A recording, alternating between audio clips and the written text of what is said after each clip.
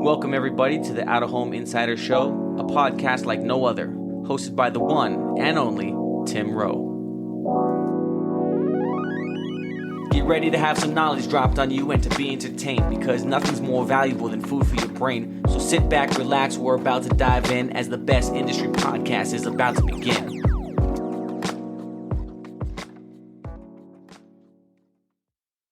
I just kept finding is that the best conversations would just start happening. And you're like, damn it, I wish I had pressed record. So definitely. So Brian, you've been a busy guy, It's almost been a year. March was the last time that we sat down just one-on-one. Of course, we had that cool conversation with Dougie along the way at Rappaport. Well, you've been busy. What have you been up to? It's been a weird year. I wanted to say fun, but it was fun. I got married, so that would be absolutely congratulations. Yeah. And a new birth, a new niece. I have a new niece, I have a new nephew, and I got married. It was definitely a fun year to a degree. I mean, look, we all know what it was. It was a strange year. It still is.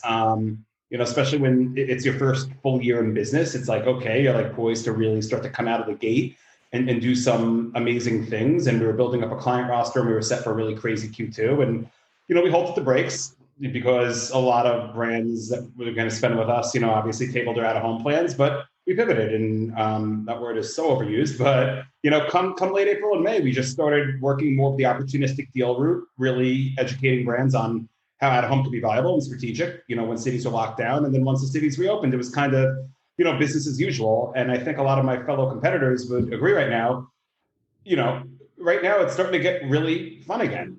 Yes, we're not fully out of the woods in terms of the pandemic, but brands are spending, and it's set up to be hopefully a really nice rebound year. We've grown our client roster immensely. Got some old friends back when the pesky non-compete ran up, so that was nice. And sure, we just, through word of mouth and through a little bit of cold outreach, we're just looking to build up a really nice, strong roster, and hopefully we'll continue doing so. Definitely. It's a great roster, right? It's lots of cool brands that look good on out of home and make out of home look good. And that's fun. Speaking of fun, we were texting a little bit back and forth last night, and with the Superbowl coming up here, you sent me this, and I had a freak out moment because I was like, no way. You're new to it. So a lot of people who are watching that are going to roll their eyes and go, oh, here we go again. And here we go. And I'm sure my brother will text me and be like, are you serious? Yeah, but right. So I remember watching this on TV. Like, I remember thinking like that was the coolest commercial ever.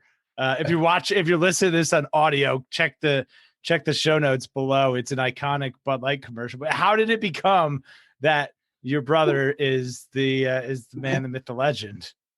Yeah, I've gotten this down to a Cliff Notes version because I can literally spend an hour, and it's a really fun story if you've never known it, and I'm always down to tell it. I love chatting about it. But I'll keep it short and sweet because it is 7 years already, which is wild. That's crazy. I used to be a serial focus grouper. I've done over 200 focus groups. I needed to make extra cash when I was a little bit younger. I still do, but I would do all these focus groups, and both my younger brothers would see me making $100 here, $150, $200 there, and they wanted in.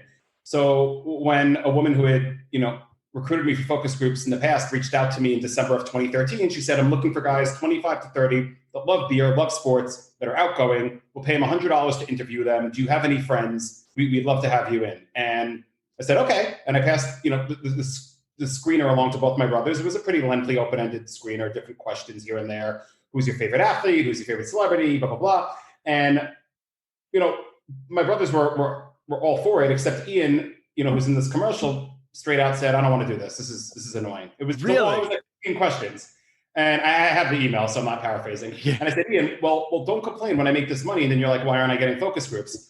The one caveat should be that, the focus group recruiter said, out of all of the people that are participating, we're going to pick a few to participate in this mega focus group for 6 hours. They'll get $1,000. So I just knew off the bat, I'm like, I'm going to definitely get picked for that group. I'm always outgoing in these things. I'll be fine. Sure enough, I go, I interview, I do the focus group one-on-one interview, get $100. My brothers both do it. They get $100. A few of my friends do it. They get $100. I get called back. Both my brothers get called back. They have a few extra questions. They wanted to give us another $100. So at this point, I'm like, this is amazing. I've made $200 for for nothing. I mean, the focus group was a one-on-one interview, questions about pop culture, what you like to do in your free time. It was a lot of fun. And Ian calls me up, a few weeks after these 2 rounds of focus groups and goes, guess what? I got picked for that super focus group. They're going to pay me $1,000 to show up. And at this point, we still don't know what super focus group actually meant. No. I just thought he was going to be sitting in a room for 6 hours, which is pretty long, and he'd get $1,000, which to me at that time, and still is equivalent to $25,000. Sure. I was immediately furious. I'm like, that's ridiculous. I passed this along, but me and my brothers are both pretty close. I was happy for him. Ian's, at the time, still is 3 years younger than me, and that was good money for him. So I said, you know what, have a great time. Let me know how it goes. Whatever. Congrats. Sure enough, he goes to do this focus group on a Thursday night in January of 2014 and calls me the next morning, Friday. He went on a Thursday, said, let's grab lunch, which isn't weird. He said, I want to tell you about this focus group was the weirdest thing. Kudos to him for keeping this in the bag, because I'd have been bugging out. Yeah. Sure enough, we grab lunch and no big deal. It's, we work same industry and I was at Zenith Media at the time, and he basically told me that he went to meet the 2 women running the focus group at a bar that you saw in the beginning of that commercial. And they said, it's going to be a great night. We're getting things set up. Just hang out here, have a drink. We'll be right back. We'll get things going. And when the 2 women running the focus group left Ian, they started filming that commercial. Wow. That bar was not a real bar. It was a complete setup. They built it from scratch out of an empty storefront. Everyone in there was an extra. Stop. And Ian went through that entire night not knowing he was being filmed. He just thought that, this was weird and crazy and like something's going on, but this has to do with the focus group and I'm just going to go with it. I'm going to go with it because like, why not? And we're very similar. So I would have, putting myself in his shoes, I would have done the same thing. Sure. And I think for him, it was like, getting into a limousine full of bachelorettes, at first it's like, okay, this is just crazy. I don't know where I'm going. And Reggie Watts, who's pseudo famous, like he's famous, but like Ian didn't really know who he was at the time. Like that was like, okay, that's interesting. But once you see Minka Kelly and then once you see Don Cheadle. Don Cheadle walks into the elevator with a llama.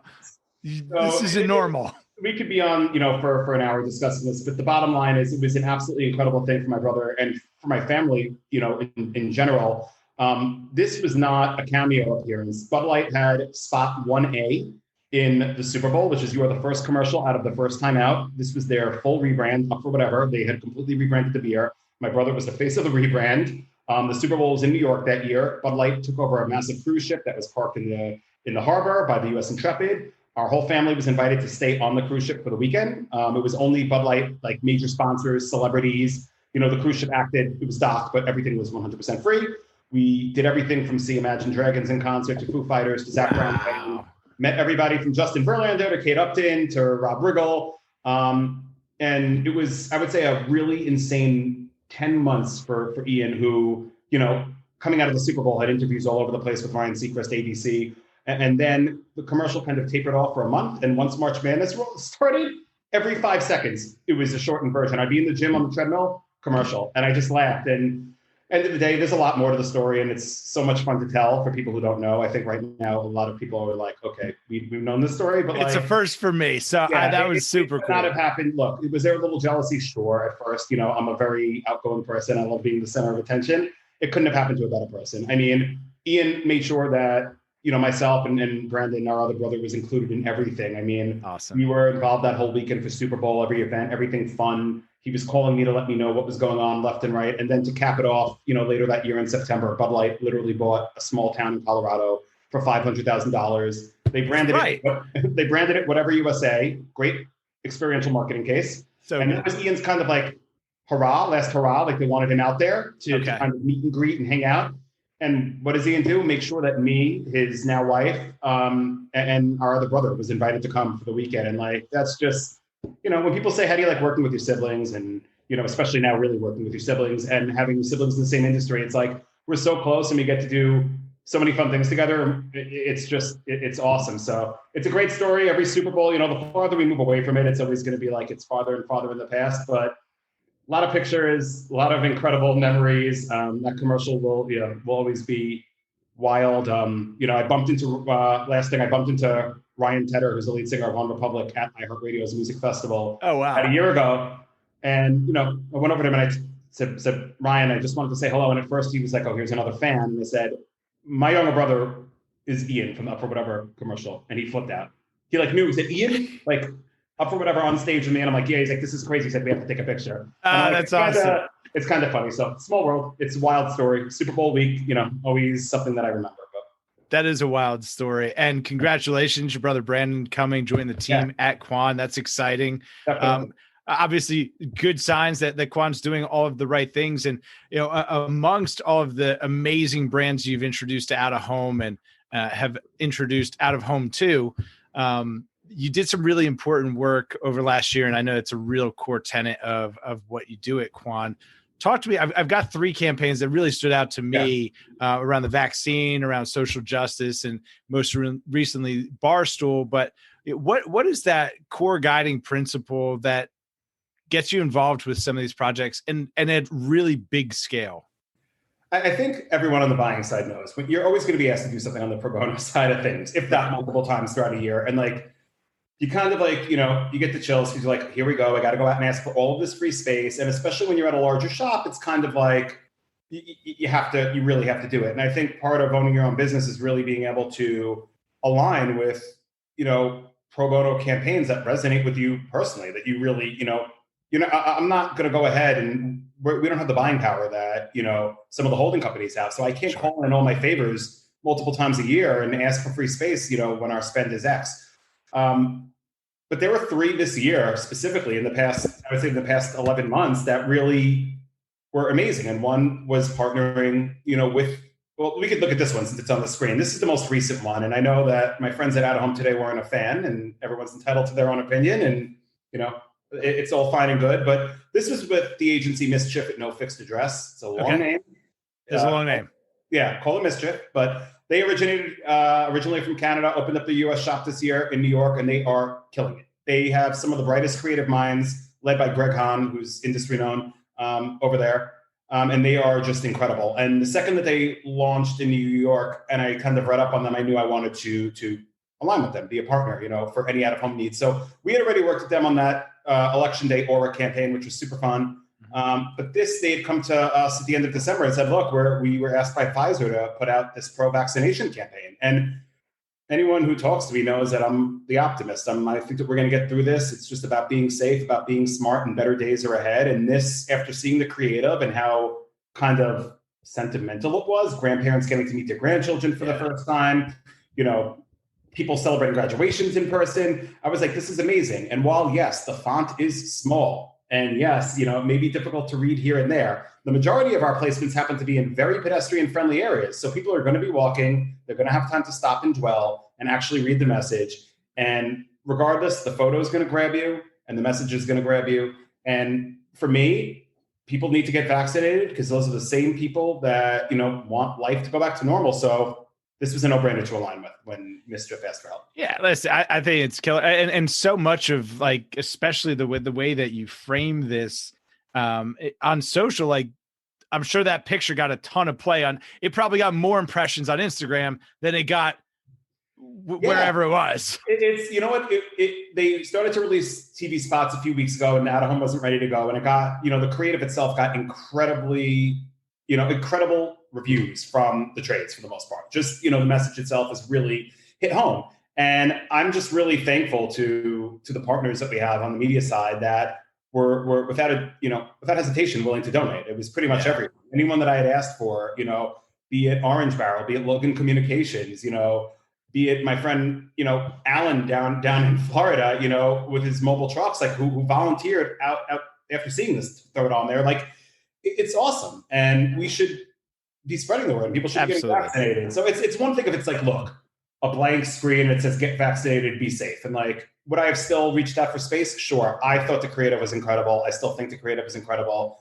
And I just kind of admire the way that Mischief, approaches each project and approaches each campaign, whether it's pro bono or not. So this was right. And it's a proper integrated campaign. Like, if you see the TV spot, it's probably got the same look and feel, right? And then you see that, like, it's meant to be consumed at multiple levels. So I'm with you. I think it looks good. It looks clean. Thank you. This is one that stood out to me, and it was and especially tense time. And the Yeah. execution on this was just awesome. Talk to me about this. This is obviously a social justice focused campaign, but like, how did this come to be? So I don't want to come off as sounding cliche because I feel like this was a really sensitive time. And, June was a really difficult month for our country. Yeah. And, when the Black Lives Matter movement really, was brought to the forefront for our country, I wanted to donate. And I personally look, I can't, D&I is always going to be very important to me. But the bottom line is we're a company, we're not a massive company yet. We don't have, I don't have a ton of people. I could build the company on really firm D&I, inclusion and all of that, which I will continue to do so. But in trying to find out what I could do that was a little bit more other than donate space, Zambezi is a fantastic agency that we work with. They're based out in LA. They're female led, which is incredible.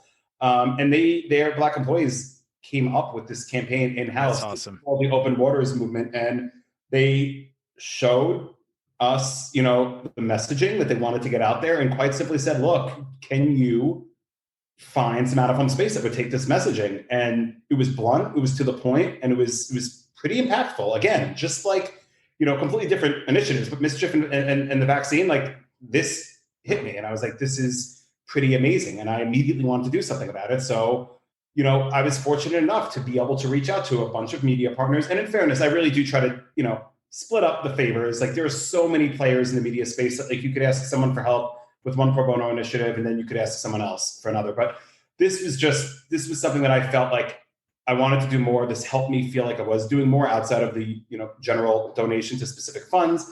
And obviously the social media posts, clarifying your view and the way that you feel. And this is one of the campaigns that I personally am most proud of since starting Quan, in general. And I will always, it'll be up on our site forever. It'll be something, that I will always be proud of. It's something that I personally, believe is super important to continue to spread the word, and diversity and inclusion should be the backbone of every agency. And the advertising industry needs to continue to prioritize that in both hiring and in building, their internal teams.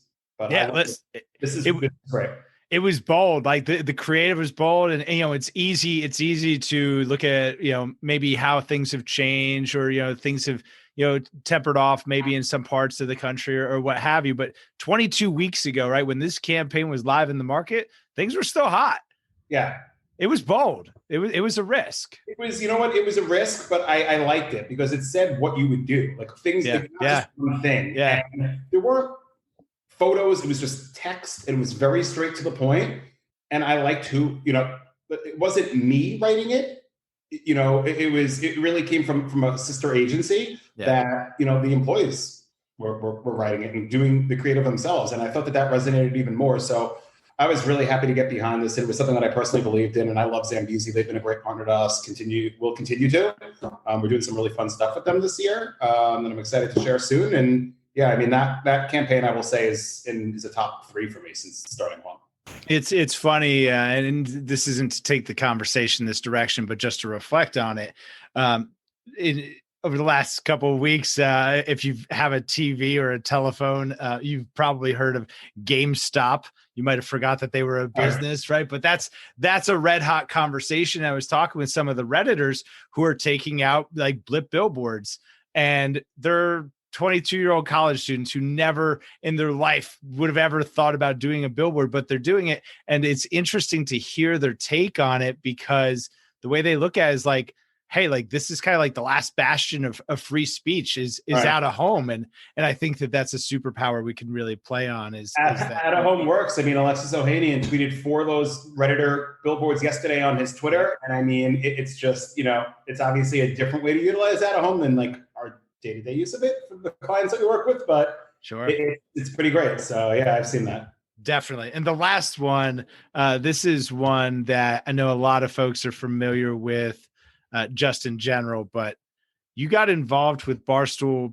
personally first, right? Before this campaign, or was it were you how'd you get involved with the Barstool Fund? So this is a weird story, right? So the Barstool Fund was also something, it was something that resonated. Look, I worked at a restaurant in Jericho, Long Island that is still open, that is a small business for over 10 years. Yeah. Both my brothers worked at a competing Italian restaurant on Long Island that was open for 5 years that they were at for over 5 years, and that actually just got funded by the Barstool Fund. So that's kind of amazing. How about that? So, I'm someone that admires somebody that builds something from scratch. It doesn't get it handed to them, that builds up something successful. There'll always be a tinge of jealousy when you're a multi-millionaire, but like, you can't help but say, wow. And that's what Dave Portnoy has done with Barstool. I just think it's incredible. Insane. And when he started this fund, the fact that one day, Marcus Lemonis challenged him to donate and build this up, and he did, and now it's at $40 billion, and he's helped over 200 small businesses. It's like, what can I do? And like, I can go and donate $20 and, I'd still feel good about myself, but I wanted to kind of do something, right? So at first I was like, I'm going to take a deep breath, and I donated $1,000, and that's a lot of money. It was big. Yeah. It's a lot of money. And odds are, they wouldn't know personally that I donated it, but it felt good to do that. And then I kind of thought, being somewhat of someone that hustles a lot, I was like, well, Erica Nardini, who's the CEO of Barstool and who spent a lot of time in the ad world and has this great podcast, Token CEO, I'm like, it would be kind of interesting if now that I've donated, if I am able to hop onto her podcast and kind of share the story of Quan, which is in fact a small business. And that exposure would essentially help Quan, because Barstool works with so many amazing brands. So it wasn't like I had an ulterior motive, let me donate and let me get on the show. If I didn't get on the show, I still love Barstool. But I shot Erica, posted on LinkedIn, and then I shot Erica an email. I had her email. We had actually emailed back and forth a few times just about a number of things, and said, look, here's my story in short. I think it would be interesting. I know that maybe it won't be. I'm self-aware, so maybe you don't find this interesting. If you have a 10-minute block on Token CEO, I'd love to come on and tell Quan's story and how we've kind of navigated through a time when people were told to stay in home and we're peddling out-of-home media. And sure enough, our producer reaches out to me about 2 days later and is like, here's a link. Does 11 a.m. on a Thursday work? Erica wants to talk to you. And I'm like, that's nuts. So I basically wait for that Thursday, click on the link, and I'm waiting for a Zoom to start, just like I do 5 times a day. Yeah. And sure enough, Erica Nardini's face pops up, and it's not like 80 people and it's like a production studio. It's just Erica at her desk. And I'm like, this is I'm not starstruck, but it's like, this is kind of cool. You trip a little bit, yeah. Yeah, we sit down. She's an incredible person and has an amazing story. And we sat down for 20 minutes, and she's like, tell me the story of Quan. I shared the story of how it was conceptualized, of how we've kind of navigated through the pandemic. And then she turned the tables and asked me to ask her some questions, which I was not prepared for, but no pressure. Caught it on the fly and was like, asked about Barstool's plans for 2021, how they've navigated the lack of in-person events, which they rely on so heavily. And then I asked why they don't do more paid media, especially on the out-of-home side, when they have so many different pieces of content, especially. Let's just stop and applaud. Brian had the shot. Take your shot. If you've got your shot, take your shot. I said, between all the podcasts you guys have, like, you could be strategic and smart with where you advertise them, grab the viewers that you don't have. But she bounced back with kind of like, we do out of home with Penn National Gaming in Philly. And I'm like, yes, obviously there's that partnership, but like, I wasn't going to push back. Anyway, I don't think anything really came of it. I don't think I ended up on Token CEO. That wasn't the point. She took 20 minutes out of her day, which is insane, to chat with me. And that was amazing.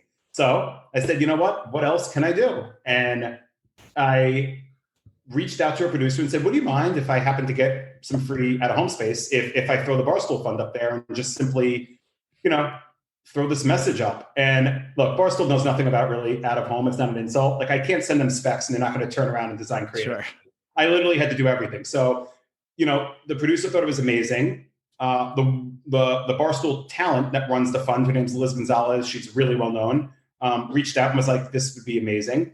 And they sent me the logo, and I basically came up with, it wasn't really coming up with it. It was like, here's how many businesses, here's the money. I sent it to a friend on the production side to build it to spec for digital billboards.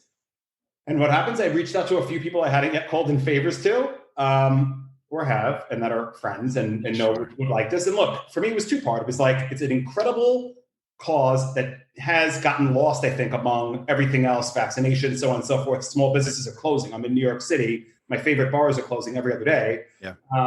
And, the exposure, Barstool Sports, like they go viral. Someone tweets something there, like 1 million people are going to see it. So if you're donating media space, like, odds are it's going to be good for your company. I mean, the picture of the WOW billboard that you just showed, it was retweeted by both Erica, Dave, and Liz. And somebody commented, that's fake. That looks like a TV. And it's, oh, really? It's funny because Wow just came out with this great article. I think it was a media post about how their quality of their screens are absolutely incredible. It looks incredible. And they are one of my favorite assets to buy in the Los Angeles market. I mean, you kind of get mass reach and they're just all incredible reads like that. And it was just awesome. It kind of went viral in that we got a lot of great media partners that volunteered to run the message. Yeah. Then I had people LinkedIning me who had found out about me from Twitter, who I didn't even know was in the ad industry. Some people who had, boards down in suburban Atlanta and wanted to run it on their independent screens. Let's go. Files. It went kind of viral.